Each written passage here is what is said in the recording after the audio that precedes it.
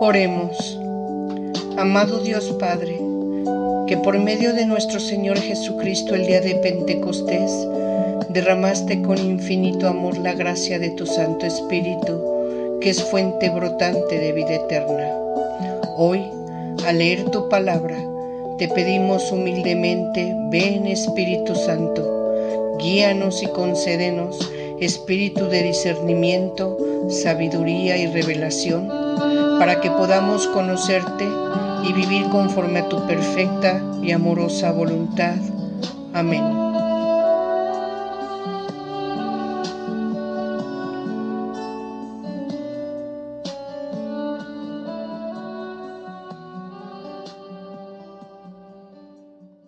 Qué gusto volver a estar con ustedes en esta ocasión y continuando con el estudio de nuestro curso de Salmos, y recordando que en nuestra última plática analizábamos los diversos géneros literarios que de estos había. Vamos a hacer hoy estudio de nuestro Salmo número 2. Este Salmo número 2 es, por excelencia, un salmo mesiánico, un salmo real. Aprovechando el estudio de este salmo para explicar un poquito estos conceptos de salmo mesiánico o ideas del Mesías, y salmo real, que es un salmo regio, un salmo de reyes. Voy primeramente a proceder a dar lectura a este salmo para después entrar a su análisis, explicación y desde luego, ¿verdad?, discernimiento y oración en él. Recordemos, reitero nuevamente, el salmo era un canto, un poema cantado de alabanza, de agradecimiento, de ruego y siempre con actitud de oración. Esa misma actitud que debemos tomar nosotros cuando hagamos la lectura de un salmo. Procedo. Salmo 2, el drama mesiánico. ¿Por qué se amotinan las naciones y los pueblos conspiran en vano? Los reyes de la tierra se sublevan, los príncipes a una se alían en contra de Yahvé y su ungido. Rompamos sus cadenas, sacudamos nuestras riendas. El que habita en el cielo se ríe de ellos, después les habla irritado, los espanta lleno de cólera. Yo mismo he consagrado a mi rey en Sión, mi monte santo. Haré público el decreto de Yahvé. Él me ha dicho, tú eres mi hijo, hoy te he engendrado. Si me lo pides, te daré en herencia las naciones, en propiedad la inmensidad de la tierra. Los machacarás con cetro de hierro, los pulverizarás como vasijas de barro. Por eso, reyes, pensadlo bien, aprended la lección, gobernantes de la tierra, servir a Yahvé con temor, temblando, besad sus pies, no sea que se irrite y os perdáis, pues su cólera se inflama en un instante. Dichoso quien se acoge a él. Nosotros vamos a darnos cuenta que este salmo podría dividirse, ¿verdad?, en partes importantes. La primera, el primer interlocutor se pregunta por qué están haciendo conspiración contra él. Y esta persona que se lo pregunta es un rey. El salmo se escribe con motivo de la entronización, de la coronación de un rey. Se piensa que puede ser en relación a la coronación del rey David.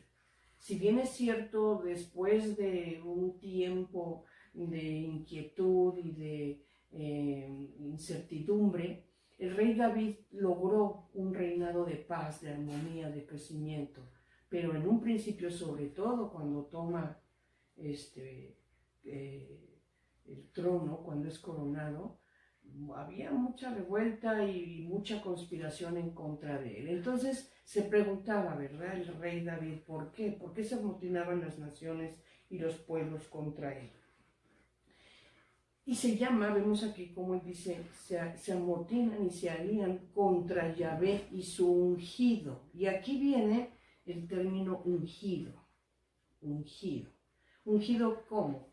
Bueno, sabemos en aquel entonces se ungía con aceites.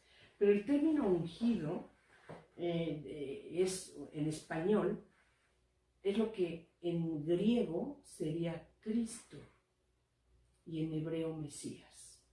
Entonces, el Mesías era el ungido, era el Cristo. Aclarando aquí que muchas personas, porque lo he visto, entienden que Jesucristo, el término Cristo, me dicen es porque fue crucificado, es Cristo crucificado. Dije, nada que ver que haya sido Jesús levantado en cruz con que se le aplique el término Cristo. No, Cristo en griego quiere decir ungido y en hebreo quiere decir Mesías. Más adelante vamos a hacer un análisis un poquito más detallado de esto. Entonces, aquí David se pregunta por qué conspiran contra él, que es el ungido de Yahvé.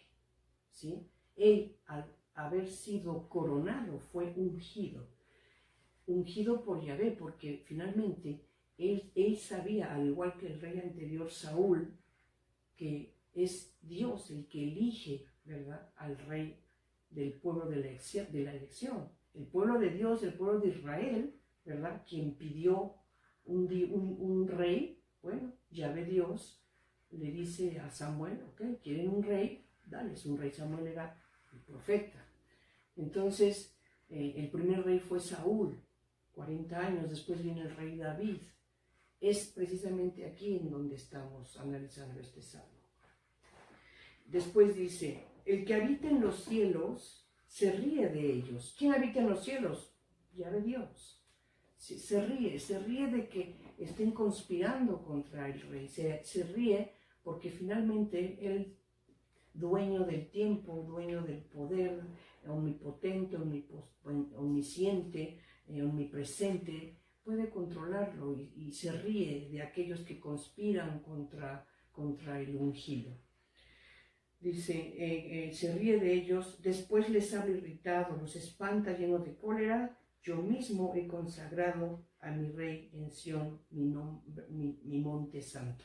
Aquí nos damos cuenta de que aparece ya una interlocución. Primero se pregunta, un primer parlante dice, ¿por qué se amotinan, verdad, contra mí, contra Yahvé y su ungido que soy yo?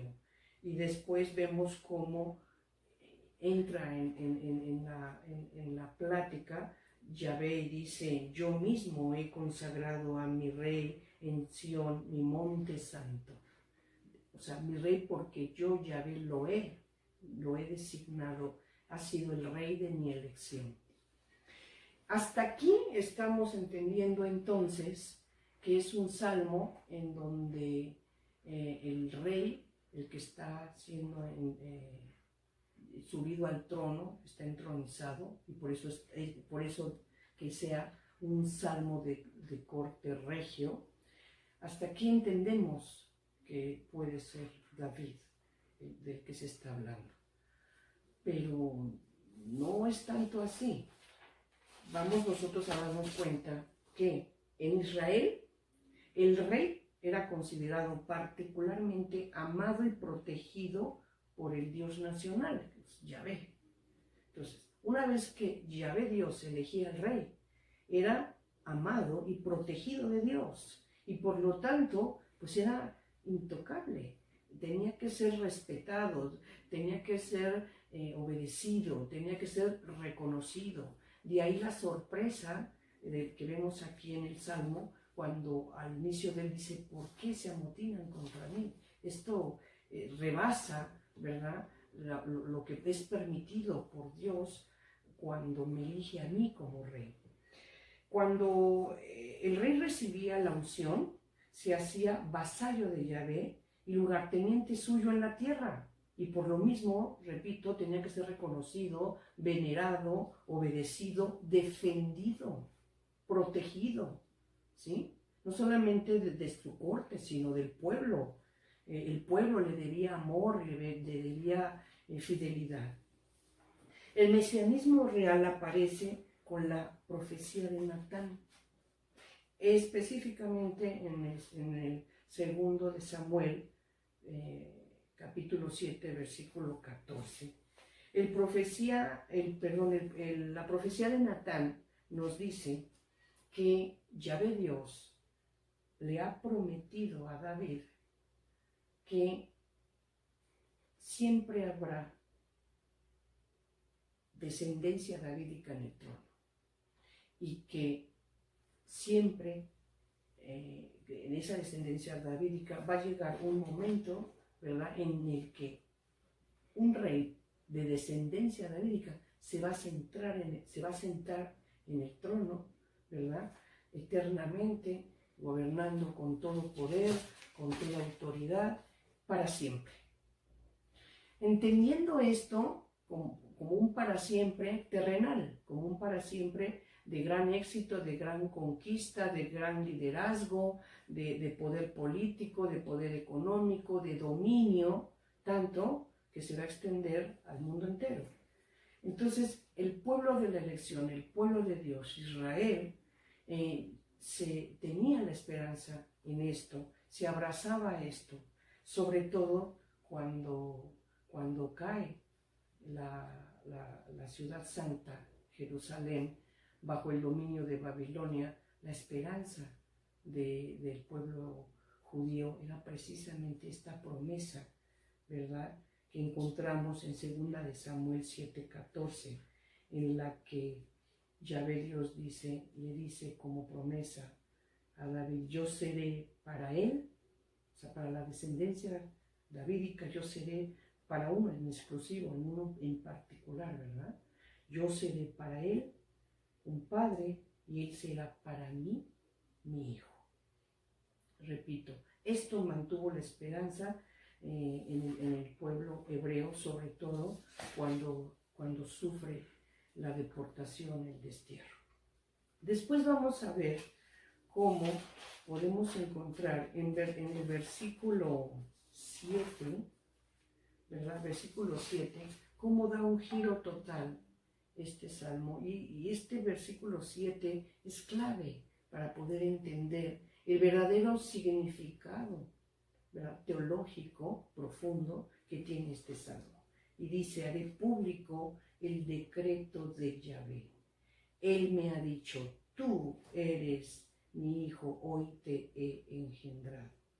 Si me lo pides, te daré en herencia las naciones, en propiedad la inmensidad de la tierra. Los machacarás con cetro de hierro, los pulverizarás como vasija de barro. Entonces, 3 situaciones. Primero, lo declara, ¿verdad? La declaración la hace, dice: hoy haré público el decreto de Yahvé. Él me ha dicho: tú eres mi hijo. De aquí entonces, con ojos cristianos, debemos entender que esta declaración la hace Jesús, en donde Yahvé Dios le ha dicho que es su hijo, primero. Segundo, que le va a dar en herencia las naciones, en propiedad la inmensidad de la tierra. Tercero, que va a hacer justicia y que al impío lo va a machacar con el cetro de hierro. 3 situaciones importantes. Y así podríamos ir concluyendo en lo siguiente. Este salmo, aquí por favor, Brili, te rogaría si pudiéramos poner nuestra primera lámina. ¿Sí? Este salmo se cita 18 veces en la Nueva Alianza o Nuevo Testamento.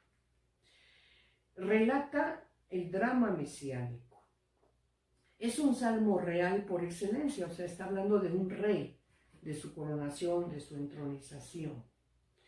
Es un oráculo en favor del rey. Es un oráculo. Cuando hablamos de un oráculo, estamos hablando de una declaración que es palabra de Dios y que esa declaración se está haciendo en favor, en beneficio, en reconocimiento, en protección, en promesas a un rey. el versículo 7 es clave cuando dice, tú eres mi hijo, yo te he engendrado hoy. ¿Por qué? Porque anuncia, como lo podemos ver en esta lámina que se está proyectando, anuncia primero la filiación divina y eterna de Jesús. Cuando dice, tú eres mi hijo, ahí hay la declaración de una filiación, de una relación de padre e hijo, ¿sí? Y que esta filiación es eterna. También anuncia la unción mesiánica en el Jordán. ¿De qué estoy hablando? Nosotros sabemos que Jesús tuvo un doble bautizo. Jesús se bautizó en el Jordán con Juan el Bautista, con agua, y saliendo del agua, después de haberse bautizado en agua por Juan, saliendo del agua, nos dice el Evangelio, en sus 4 diferentes versiones, nos dice que saliendo del agua, ¿verdad? Jesús tuvo una experiencia, ¿verdad?, sobrenatural, en la que desciende sobre él el Espíritu Santo y se escucha, ¿verdad?, la voz de Dios.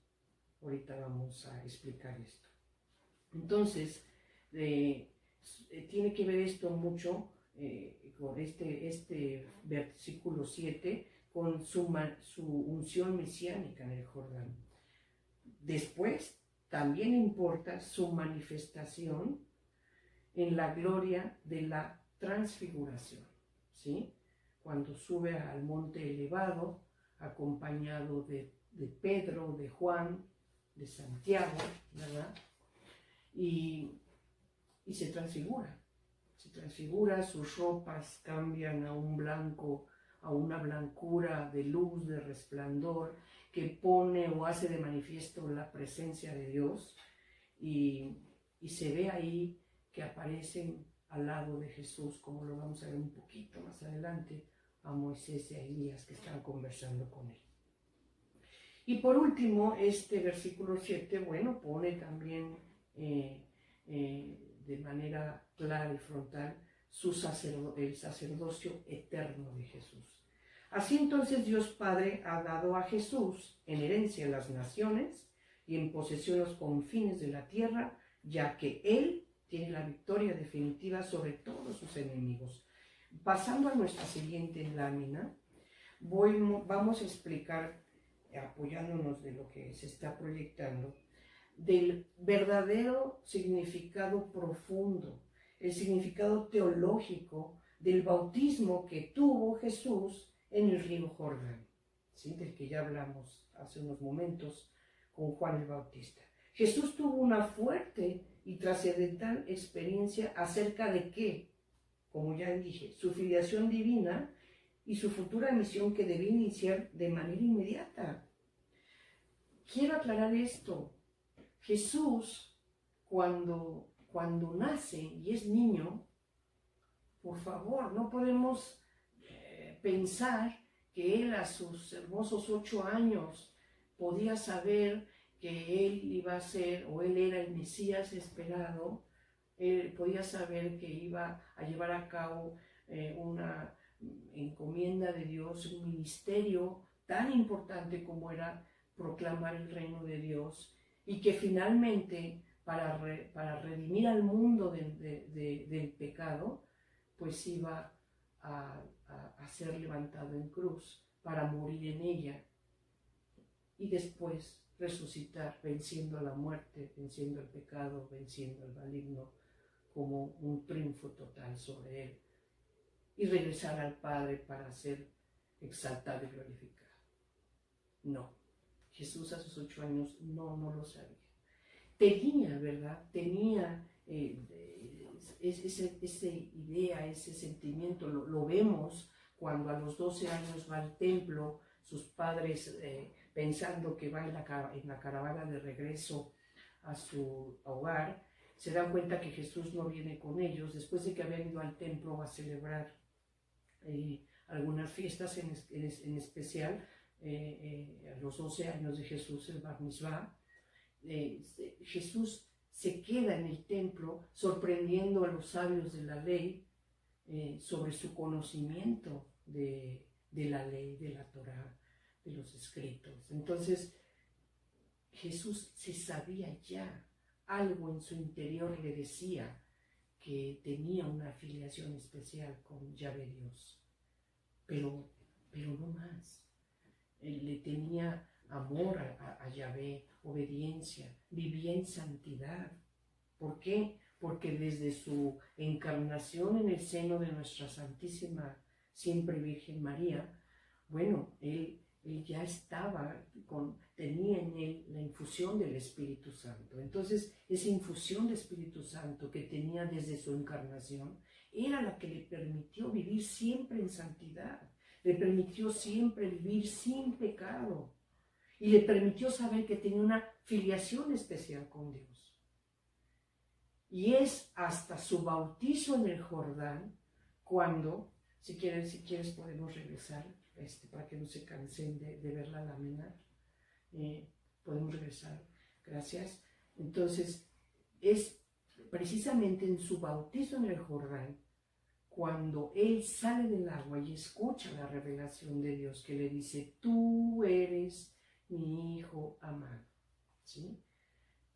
Él se da cuenta de lo que es en realidad, que se sabe que es hijo de Dios con esa afiliación, pero que además tiene una misión especial, una misión única, que es proclamar el reino de Dios, y que ese ministerio lo va a iniciar de manera inmediata, de manera urgente, ya. De ahí que se va al desierto a hacer esa preparación, esa reflexión, ese encuentro interno con él mismo, con su Padre, a prepararse, a llenarse de fuerza, a llenarse de Espíritu Santo, para salir a dar ese grito inaugural, ¿verdad? La semana inaugural en la que empieza su ministerio. Entonces, Jesús tiene una fuerte y trascendental experiencia acerca de su filiación. Él es como Isaac, ¿no? El hijo de las promesas. Si nosotros recordamos a Isaac, ¿verdad? Fue el hijo prometido, el anhelado, el esperado, el amado de Abraham. Entonces él es como Isaac, ¿verdad? El hijo de las promesas, cuyo sacrificio fue pedido por Dios al padre Abraham, al hijo único, al hijo que amaba. Bueno, pues igual, ¿sí? Él se sabe hijo de Dios, el único hijo de Dios, el amado, no hay otro, ¿sí? Pero aquí, a diferencia de Abraham, que en obediencia y en fe se le reconoce, ¿verdad? Se le tuvo por justicia su fe, su obediencia, y finalmente Yahvé Dios le dice: Abraham, no descargues tu mano sobre tu hijo. También era el hijo amado, el hijo único. Él también es el nuevo Moisés y deberá ser el jefe de un nuevo pueblo de Dios, al cual le dictará un nuevo orden. Él es el nuevo profeta, lleno de la fuerza del Espíritu Santo para realizar la misión a la que fue enviado. Él es el siervo de Yahvé, objeto de las complacencias divinas. Y él es el rey Mesías, que deberá establecer en el mundo el reinado de Dios. Así entonces, para poder llevar a cabo todo lo señalado, y habiéndose descubierto ante la revelación que le hace Yahvé Dios, aclarando, cuando en el Jordán ocurre su bautizo, es Dios el que se revela al Hijo, es Dios el que le habla al Hijo y le revela: tú eres mi Hijo. Yahvé revelándole al Hijo, a Jesús, que es su Hijo amado. Más adelante vamos a ver cómo Dios vuelve a hacerse presente en una teofanía y revela a su Hijo ahora a los que están con él, lo presenta. Pero regresando al análisis de esta experiencia de Jesús en el Jordán, nosotros vamos a darnos cuenta que cuando el Espíritu Santo desciende en él, recibe la infusión, ¿verdad?, del Espíritu Santo, se inauguran los tiempos mesiánicos o la nueva era. El Espíritu Santo derramó una infusión carismática sobre Jesús para que pudiera de esta forma dirigir al pueblo y llevar a cabo la misión.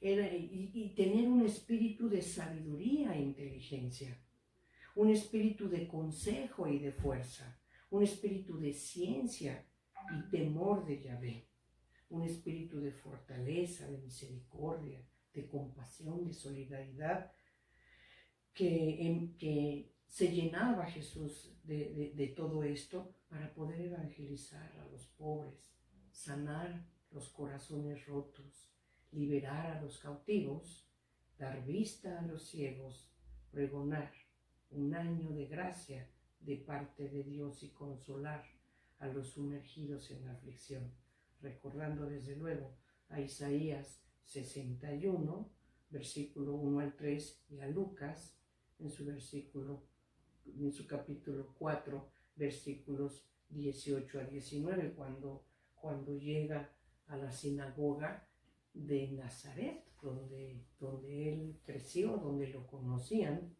y hace público esto, ¿no? Diciendo que hoy se habían cumplido las Escrituras.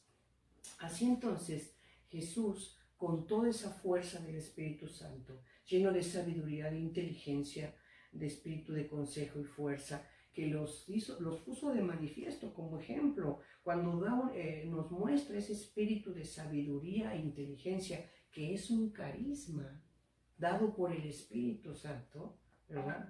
Y un ejemplo clarísimo de esto, ¿verdad?, es cuando, queriéndolo colocar a él en una situación de aprieto, de que a ver cómo le hace, cuando le preguntan si es correcto pagar impuestos o no. ¿Se acuerdan ustedes algunas autoridades judías, religiosas, que querían atacarlo? Le preguntan delante del pueblo que si es correcto que se paguen los impuestos. Entonces él pide una moneda y dice, a ver, ¿quién aparece en esta moneda? Y le dicen, pues el César.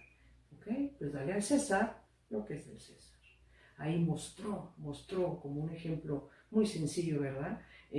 Un espíritu de sabiduría, de inteligencia, un carisma dado por el Espíritu Santo. Nos mostró un espíritu de consejo y de fuerza, ¿sí?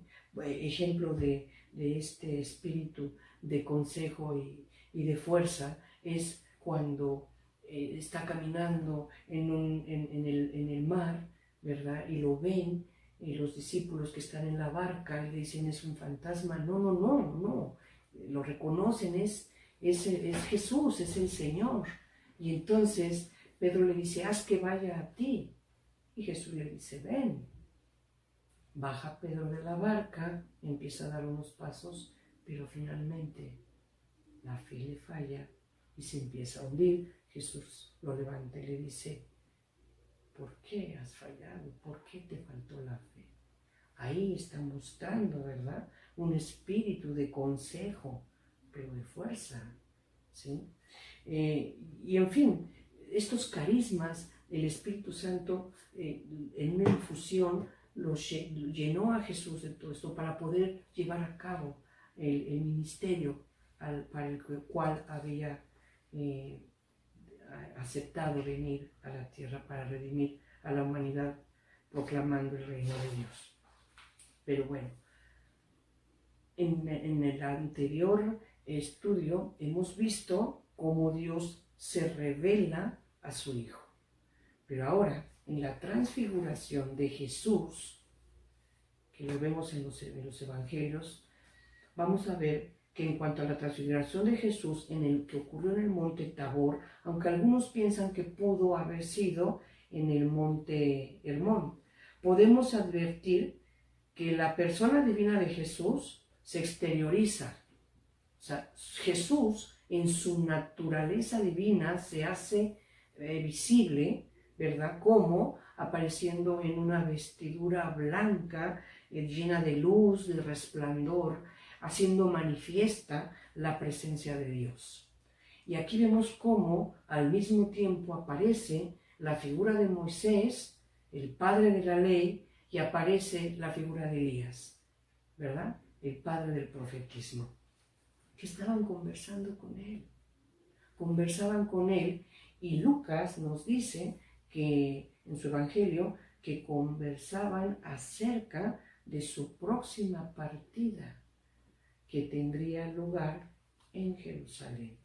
Cuando se refieren a su próxima partida, es su próxima partida y muerte, refiriéndose, ¿verdad?, a que estaban próximo al momento de su pasión y de su muerte.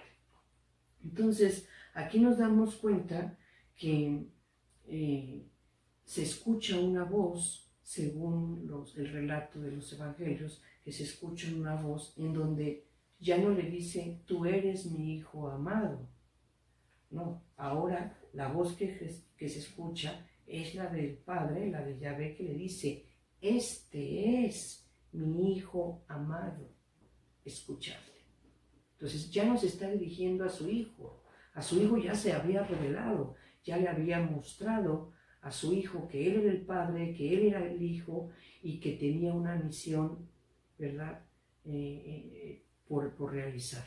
Ahora, en la transfiguración en el monte, Dios está revelando a su Hijo a los ahí presentes, que eran sus apóstoles, y les dice, lo está mostrando, este es mi Hijo, amadlo, escuchadle, ¿sí? Jesús les ordenó que guardaran silencio y que no dijeran nada de lo que habían visto hasta que el Hijo del Hombre, así dijo Jesús, hasta que el Hijo del Hombre resucite de entre los muertos. Con esto, ¿qué sucedió? Que ahora surge la figura del Hijo del Hombre, aparece vinculada con la resurrección. Y si estamos hablando de una resurrección, entonces estamos hablando de un triunfo, ¿verdad?, del éxito de su misión, derrotando a la muerte, derrotando al maligno.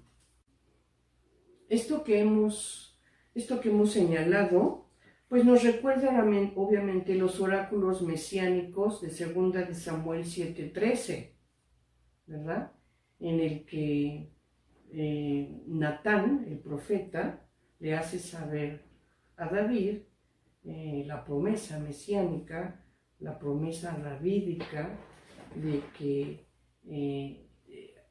su linaje, alguien de su descendencia, le dice Yahvé, él será para mí como un hijo y yo seré para él un padre.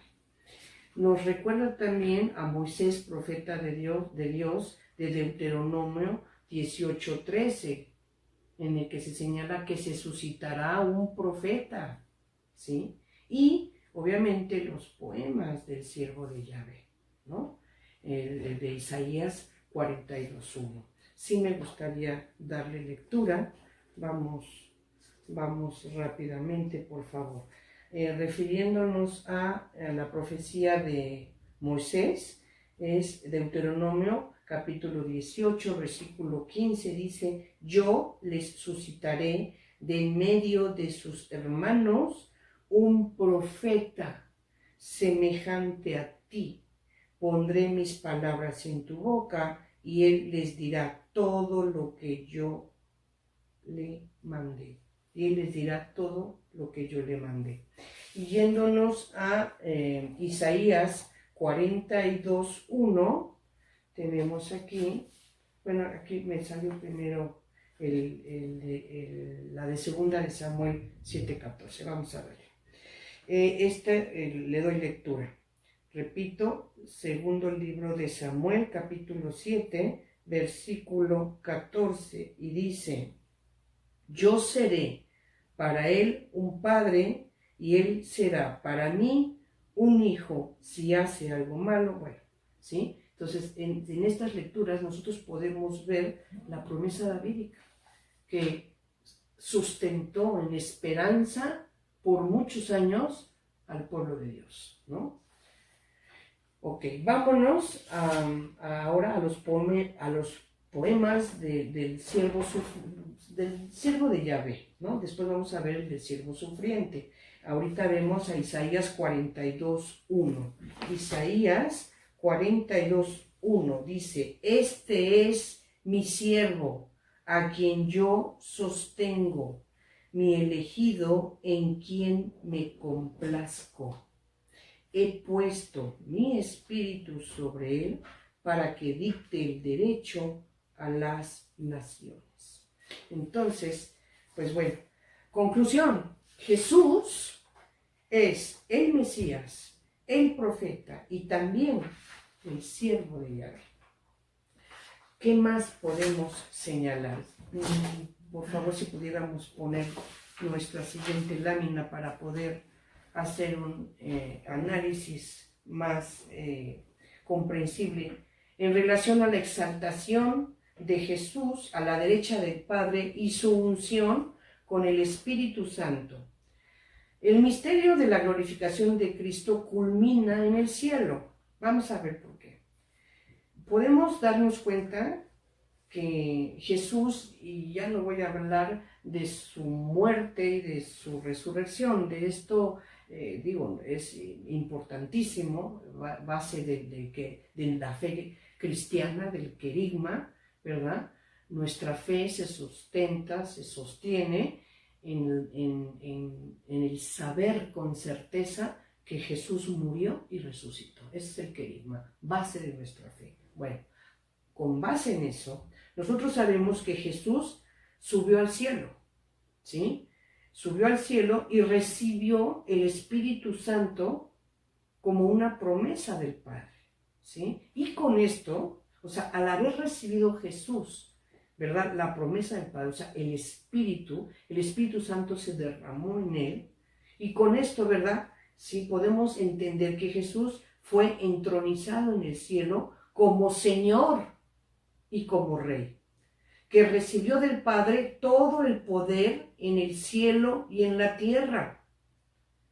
Se cumple aquí la visión del profeta Daniel, que nos dice: el Hijo del Hombre, al que se le dio el imperio, el honor, el reino, y todos los pueblos y naciones y lenguas le sirvieron, su imperio será eterno, nunca pasará, ni será jamás destruido.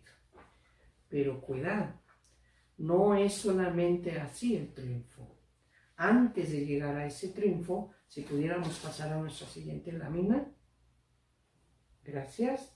Dice: pero antes de dicho triunfo y gloria, Jesús revela que sufrirá mucho y será despreciado. Con esto se identifica al Hijo del Hombre, que es un personaje celeste de la profecía de Daniel 7:13 y 14, con el siervo sufriente de Yahvé de Isaías 53. Aquí nosotros vemos a Daniel, ¿verdad?, que nos dice que vio bajar del cielo a uno como hijo del hombre. Y después, repito, es una visión de corte apocalíptico, en el que ve a uno como hijo del hombre bajar del cielo, reconocido, triunfante, entronizado, ¿verdad? Pero al mismo tiempo volteamos a ver al siervo sufriente del cuarto cántico de Yahvé. Vámonos al cuarto cántico de Yahvé.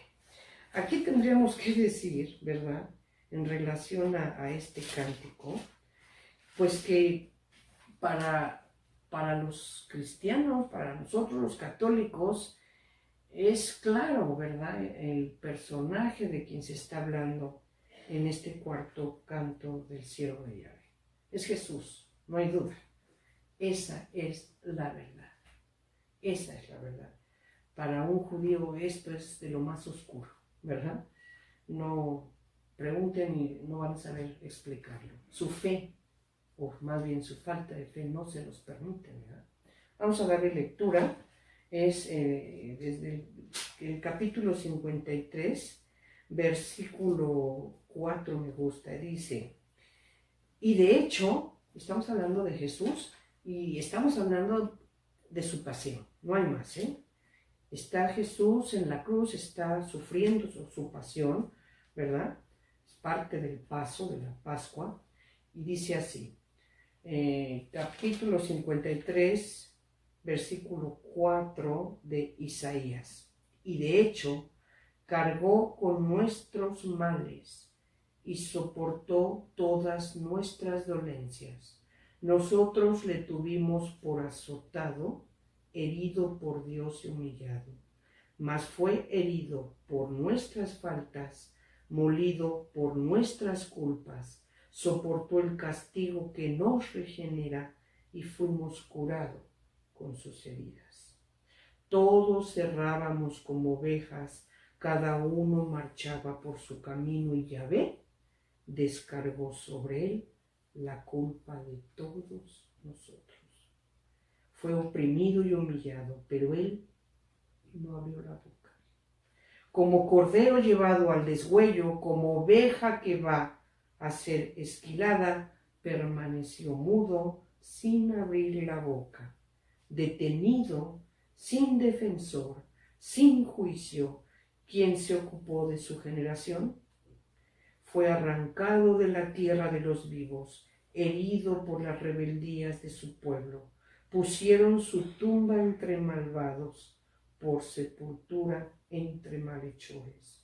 Por más que no cometió atropellos, ni hubo nunca mentiras en su boca, Yahvé quiso quebrantarlo con males. Si se da a sí mismo en expiación, verá descendencia alargar sus días. Su mano ejecutará el designio de Yahvé. Después de sufrir, verá la luz. El justo se saciará de su conocimiento. Mi siervo justificará a muchos, pues las culpas de ellos soportará. Le daré su parte entre los grandes, y con poderosos repartirá despojos, pues se entregó indefenso a la muerte y fue tenido por un rebelde. Cuando él soportó la culpa de muchos e intercedió por los rebeldes. Entonces, volviendo a lo que señalábamos, antes de dicho triunfo y gloria, Jesús revela que sufrirá mucho y será despreciado. Con esto se identifica al Hijo del Hombre, que es un personaje celeste de la profecía de Daniel. Se identifica ahora ese personaje con el siervo sufriente de Yahvé, a que hemos hecho referencia en Isaías 53. Y entonces tenemos aquí que una vez que se ha llevado a cabo todo esto, por último, tendríamos que hacer referencia a la promesa más grande que tenemos en el Antiguo Testamento y que fue dada a través del profeta Ezequiel 36:26. Dice, si podemos poner la lámina para la mejor comprensión. Gracias. Por último, ya Jesús glorificado y exaltado, ¿sí? Esto es, glorificado y exaltado, entronizado, porque ya recibió el Espíritu Santo, ¿verdad? Entonces, por último, ya Jesús glorificado y exaltado a la derecha de Dios Padre, recibe aquella promesa de la que se había hablado en Ezequiel 36:26, esto es, recibe el Espíritu Santo, pero ahora, ojo, ahora para derramarlo sobre los discípulos, al fin de que nazca el nuevo pueblo de Dios, la iglesia de Jesús. Esto ocurre en la fiesta de Pentecostés, el 28 de mayo del año 30 de nuestra era. Y entonces, ¿qué podemos ya concluir con esto?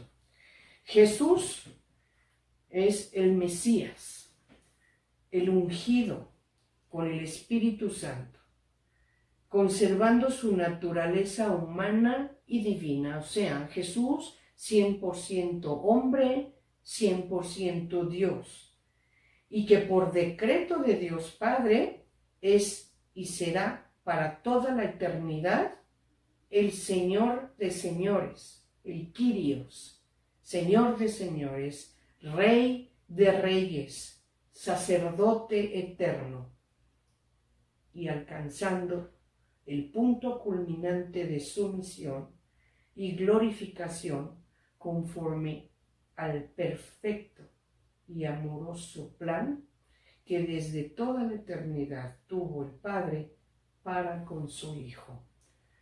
Esto lo podemos ver en Hebreos 8, 1, 2. Paso a dar lectura a esta cita. En la epístola a los Hebreos, capítulo 8, versículo 1, nos habla de la superioridad del culto, del santuario y de la mediación de Cristo sacerdote, el nuevo sacerdocio y el nuevo santuario. Y dice, este es el punto capital de cuanto venimos diciendo, que tenemos un sumo sacerdote tal que se sentó a la diestra del trono de la majestad en los cielos, al servicio del santuario y de la tienda verdadera erigida por el Señor, no por el hombre, porque todo sumo sacerdote está constituido para ofrecer dones y sacrificios. De ahí que necesariamente también él tuviera que ofrecer algo, pues si tuviera en la tierra, ni siquiera sería sacerdote, habiendo ya quienes ofrezcan dones según la ley. Estos dan culto en lo que es sombra y figura de realidades celestiales, según le fue revelado a Moisés, al emprender la construcción de la tienda. Mira, se le dice, harás todo conforme al modelo que te ha sido mostrado en el monte. Cristo, mediador de una mejor alianza, Él ha obtenido un misterio tanto mejor cuanto es mediador de una alianza mejor, como fundada en promesas mejores, pues si aquella primera hubiera sido irreprochable, no habría lugar para una segunda.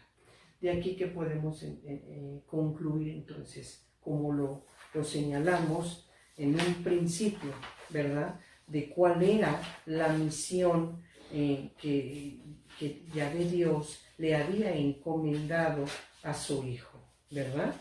Él habría de venir a ser el nuevo Moisés, deberá de ser el jefe de un nuevo pueblo de Dios, al cual le dictará un nuevo orden. Él es el nuevo profeta, lleno de la fuerza del Espíritu Santo, para realizar la misión a la que fue enviado. Él fue el siervo sufriente de Yahvé, el objeto de las complacencias divinas del Padre.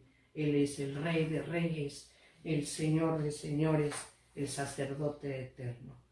Con esto podemos decir que hemos concluido nuestro estudio, nuestro análisis de este hermosísimo salmo mesiánico, salmo real.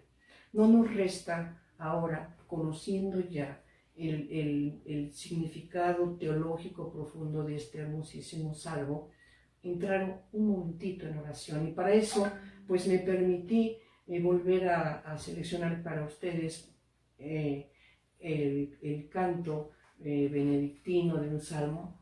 No es cierto, no es benedictino, es de Ginebra. Por monjes están cantando este salmo.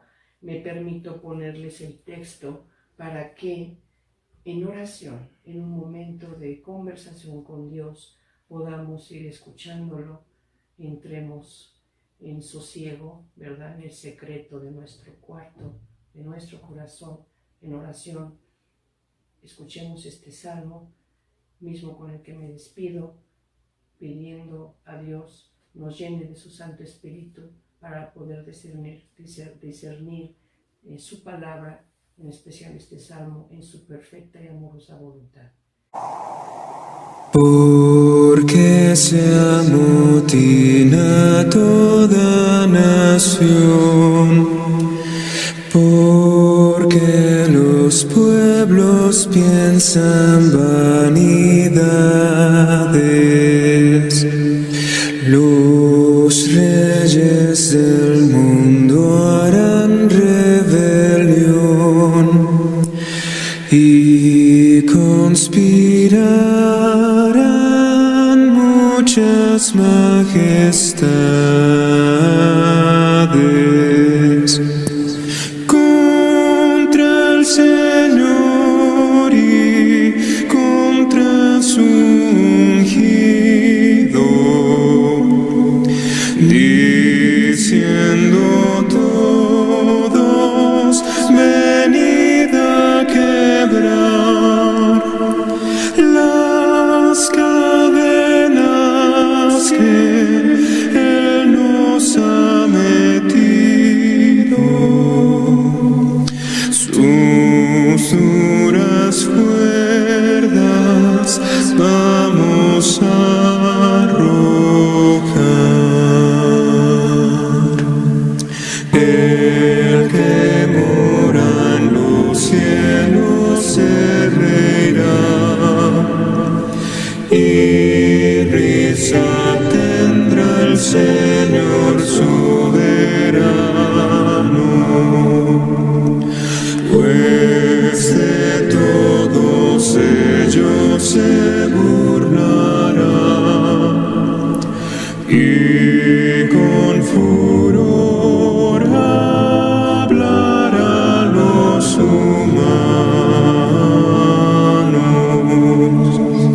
los turbará con su ira potente. Mas yo he puesto en mi voluntad sobre Sion, que es mi santo monte, a mi gran Rey lleno de majestad.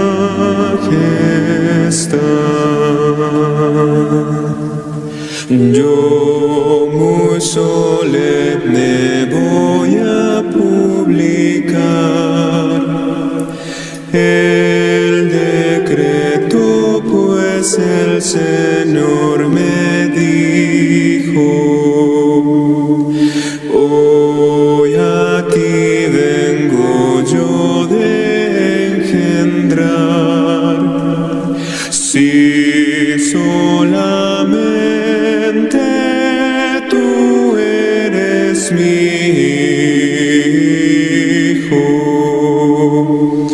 Pídeme tú y todas las naciones te entregaré yo por tu heredad, y de la tierra todos los confines como posesión de tu majestad.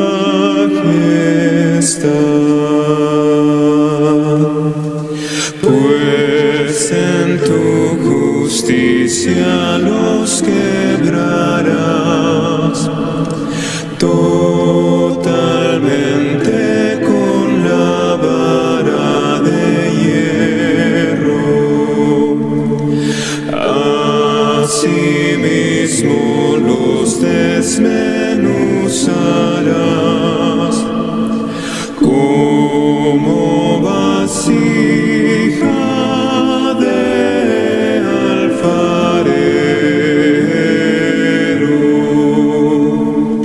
Ahora vosotros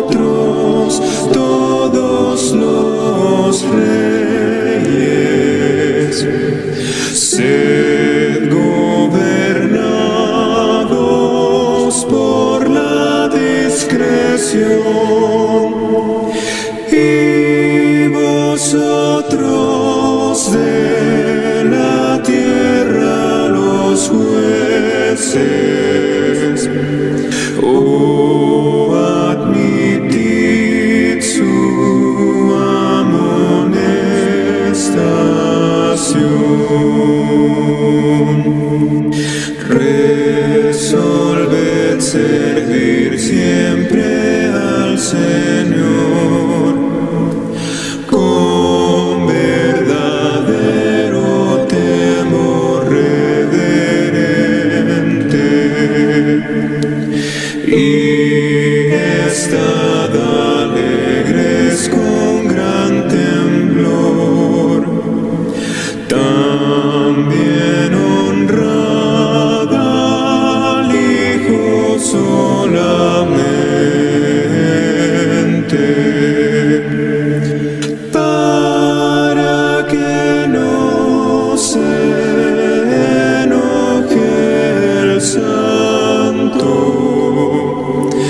y al andar muráis sin remisión,